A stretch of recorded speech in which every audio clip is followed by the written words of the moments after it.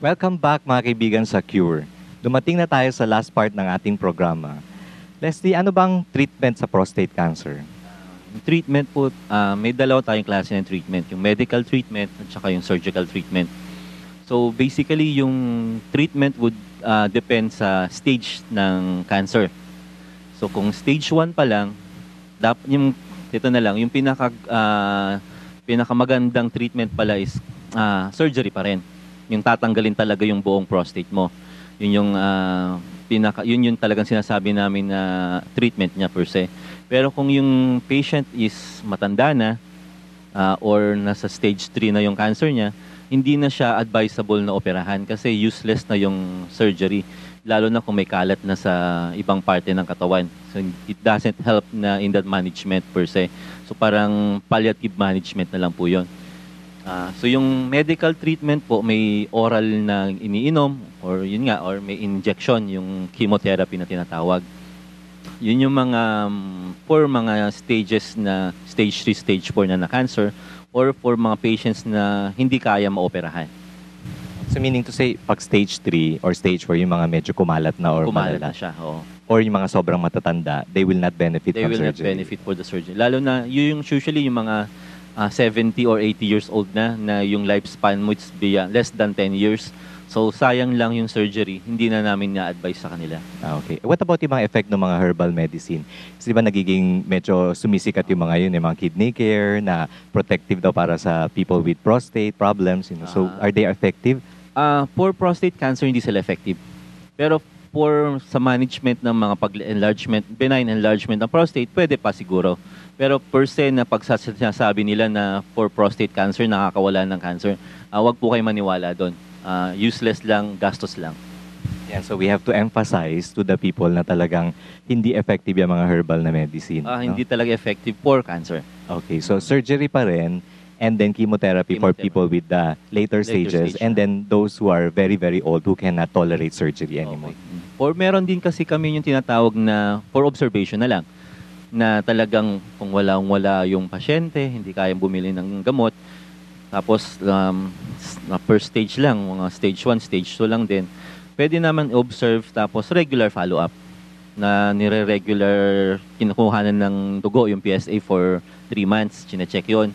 Kung hindi naman nag-fluctuate, hindi tumataas, so pwede namang hindi siya gagamot or may inom ng gamot kung gano'n.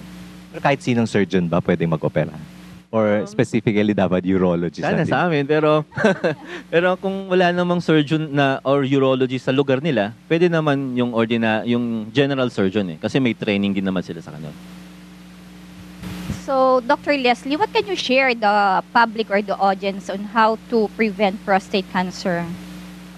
Yung prevention naman po talaga, it's early detection . So, wala kang ibang talagang magagawa na ma-prevent yun kung talagang nasa genes mo na yung magkakaroon ka ng prostate cancer, hindi mo na ma-prevent. Pinakamagandang prevention pa rin is early detection. So, as early as 40 years old po, magpa-rectal exam na kayo. We do have a program sa Urology Society na we do a regular rectal exam during Father's Day. It's free, wala nang bayad. So may specific na lugar kaming sinasabi, doon sila pupunta para ma-rectal exam lang. It would take only 5 minutes of their time para ma-exam.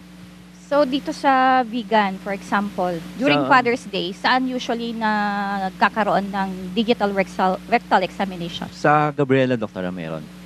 Doon pala. During Father's Day lang? Or you can... Or you can come anytime sa clinic ko. Sabihin ng paparectal exam, pwede naman . Oh, yan actually mga kaibigan, madali lang siya .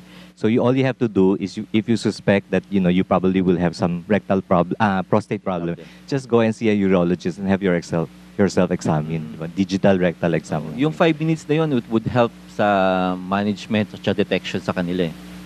Masakit ba yun? Oo, masakit ba yun? Di naman po masakit. May konting discomfort pero syempre, lalo na sa ating lalaki, parang nakakalalaki sa isipin. Pero kung para sa kabutihan at saka sa health naman nila siguro, okay lang yun . So, ang tanong, expensive ba yun? Ay, hindi po. Part of the part of the consultation. Consultation. So, hindi na mahal . And let's say, for example, a patient was diagnosed with prostate cancer and he decided to go with the surgery.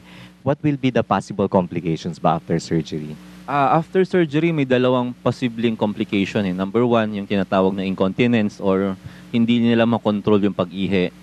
At saka secondly, yung later part, baka magkaroon ng erectile dysfunction, yung hindi na talaga sila magkakaroon ng tatayuan, whatever, magkakaroon ng erection. Pero prior po sa surgery, sinasabihan na namin na ganito yung possible na magiging complications para at least minsan kasi nagkakaroon sila ng psychological effect lalo na yung mga talagang macho pero pagkatapos nung surgery hindi na sila nagkakaroon ng erection, parang nahihiya na sila. Pero may gamot naman to treat the erectile dysfunction if ever. Almost more than 50% naman po ng naoperahan, bumabalik yung erection. Kasi meron namin bagong technique, yung nerve sparing technique ng surgery na would help in the prevention para hindi magkaroon ng erectile dysfunction. So if ever, those side effects are just temporary. Temporary.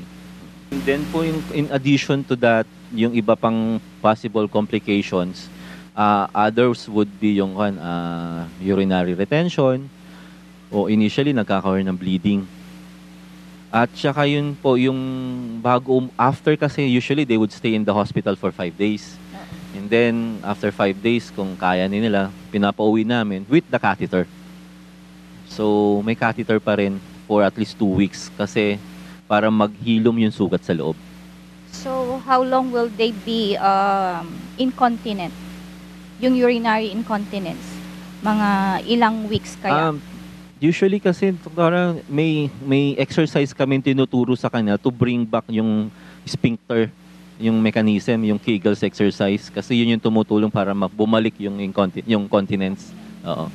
So pero it would usually mga 2 to 3 months babalik na rin yun. Kung magkaroon man sila. Kasi hindi naman lahat ng naoperahan magkakaroon ng incontinence O ayan, natapos ng ating talakayan ngayong araw. Sana po marami kayong natutunan sa episode natin at sana pangalagaan natin ang ating kalusugan mga kaibigan. Bago po tayo magtapos, baka may gusto kang batiin or pasalamatan, Leslie, at pwede bang sabihin mo sa amin kung saan ka namin makikita? Let's say, kung merong gustong magpatingin sa'yo at ang clinic hours mo. Usually sa St. James lang ako tumatambay, Monday to Friday. Pero for those patients na malapit sa Bandang Kawayan or nasa Gabriela din po ako, or any hospital person naman dito sa Vigan, on call naman ako. Actually, madali lang hanapin yung clinic niya. Yung pintuan ng clinic na maraming mga nakala-post na mga video. Yung mga cover ng videos. So para siyang video shop. Ganun. So yun na yun. Thank you for inviting me here. Sa susunod. Susunod po ulit. We would like to thank our sponsors who made this show possible: Esther Arce, Ihawan sa Kawayan, Richard and Gina, H.A. Sales Marketing, Mirna Kerubin of Israel, and JJ Video. And that's it for today. Abangan niyo po kami sa susunod na episode at ugaliing manood ng Cure dahil wala kaming ibang hangad kundi ang maayos na kalusugan ninyong lahat. Dahil ito ang programang tumatalakay sa ating kalusugan, ito ang Cure.